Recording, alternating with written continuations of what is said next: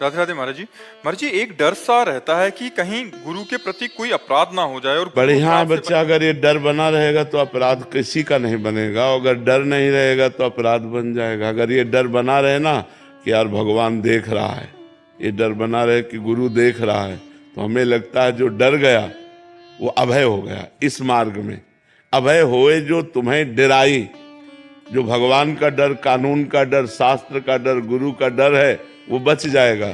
और जो इनका डर नहीं रखता वो तो भ्रष्ट हो ही जाएगा।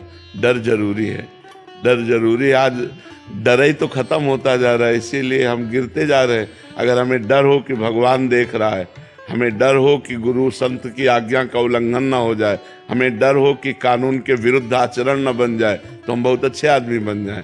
डर हमें अच्छा आदमी बना देता है, और जहाँ इधर निडर हुआ तो फिर वो गिर जाता है। जिसे है कि हम झूठ नहीं बोलेंगे, बेईमानी नहीं करेंगे, कोई जाने या ना जाने, भगवान तो जान रहा है ना।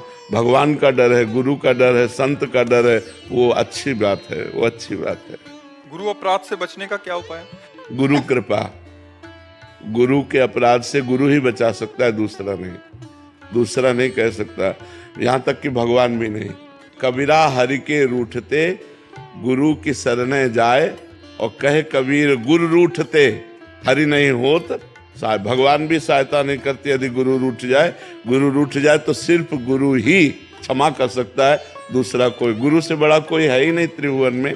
भगवान भी गुरु के अधीन है, तो इसलिए हमें लगता है कि भगवान ही गुरु हैं, पर गुरु रूप से भगवान अधीन। जिसको गुरु चाहे उसको भगवान की भक्ति, प्रेम भगवान प्रदान कर दे।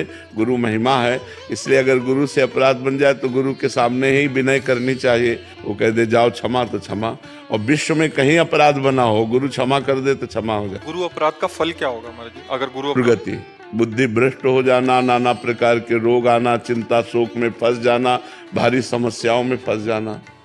अपराध दुख प्रदान करता है ना, विपत्ति प्रदान करता है, संकट प्रदान करता है। महाराज जी, हमारी चित्तवृत्ति इधर उधर भागती रहती है। नाम जप करो, राधा राधा राधा राधा नाम जप करो। केशव। श्री हरिवंश महाराज। राधे राधे महाराज जी। महाराज जी, अगर सब कुछ कर्म से होता है तो ईश्वर की कृपा क्यों जरूरी है?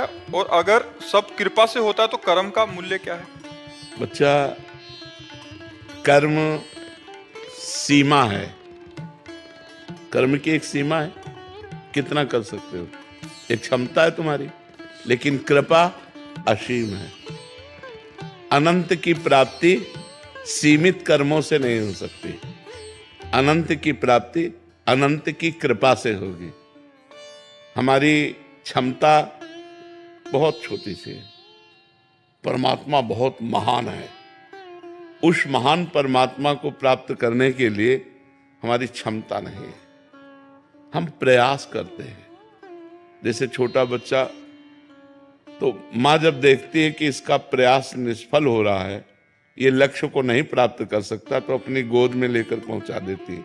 तो माँ जो गोद में लेकर पहुंचा रही वो है कृपा, और जो कर्म है वो हमारा, वो उस बच्चे की तरह है जैसे जो अपने पैरों से चल नहीं पाता, केवल घुटनों से रेंग पाता। माता ने देखा कि डेहरी बहुत बड़ी है, ये पार नहीं कर पाएगा, तो गोद में लिया, उधर कर दिया। वो है कृपा। भगवान की कृपा और हमारा कर्म दोनों को देखना होगा।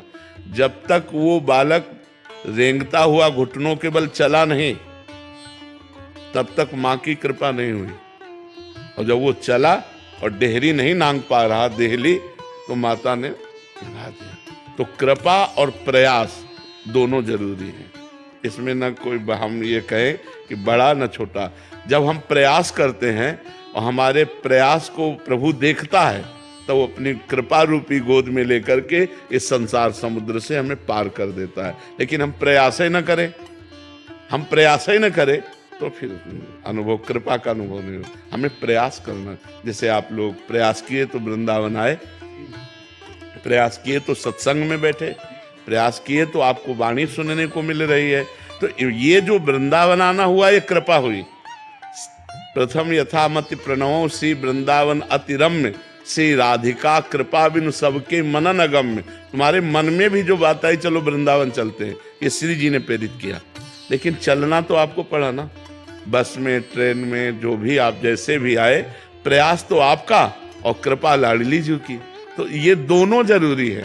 जैसे आकाश में पंछी दो पंखों से ही उड़ता है, एक पंख से नहीं उड़ सकता, ऐसे ही हम कृपा और प्रयास, पुरुषार्थ, दोनों पुरुषार्थ कर रहे हैं और भगवान की कृपा की याचना कर रहे हैं कि नाथ हमसे जितना बन पड़ रहा है उतना हम कर रहे हैं, पर इतने से आप मिलने वाले नहीं, आप अपनी कृपा से मिलते हो। तुम्हारी कृपा तुम्हारी रघुनंदन, जाने भगत भगत उर चंदन। तो दोनों का हमारे जीवन में होना अति आवश्यक है। पुरुषार्थ भी, जिसे तुम कर्म कहते हो, और कृपा भी। भगवान की कृपा और हमारा पुरुषार्थ, तो हम जिधर जाएंगे उधर हमारा मंगल होगा और विजयी होंगे। अगर हमारा केवल पुरुषार्थ ही रहा तो उसमें फिर प्रारब्ध काम करेगा, वो हमें फेल करेगा, हमें पास करेगा। और कृपा रही तो हम पास ही पास होंगे, फेल हो ही नहीं सकते। इसलिए हमें कृपा और पुरुषार्थ दोनों चाहिए।